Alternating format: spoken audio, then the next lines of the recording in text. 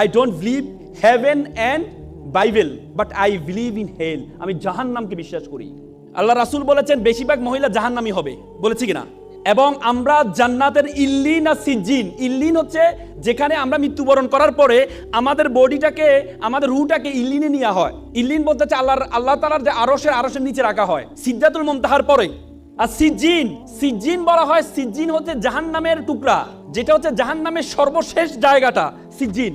আব্দুল্লাহ ইবনে আব্বাস আল্লাহ রাসূলের চাচাতো ভাই ছিলেন। আল্লাহ রাসূলের চাচাতো ভাই আব্দুল্লাহ ইবনে আব্বাস বলেছেন সিজ্জিন হচ্ছে পৃথিবীর সর্বশেষে অবস্থিত, মানে পৃথিবীর নিচে অবস্থিত সিজ্জিন। তার মানে জাহান্নাম হচ্ছে পৃথিবীর নিচে অবস্থিত। আপনি চিন্তা করতে পারেন যে হাদিস সূরা নূহতে বলা আছে ফেরাউনকে আমি পানিতে ডুবিয়েছি, ডুবানোর পরে তাকে আমি জাহান্নামে নিক্ষেপ করেছি। তার মানে নিচে গিয়েছে, নিচে থেকে জাহান্নামে কিভাবে যায়? তার মানে আমাদের পৃথিবীর নিচে যে আগুন আছে সে আগুনের সেলসিয়াস বিজ্ঞানীরা বলেছেন ৬,০০০ সেলসিয়াস গরম।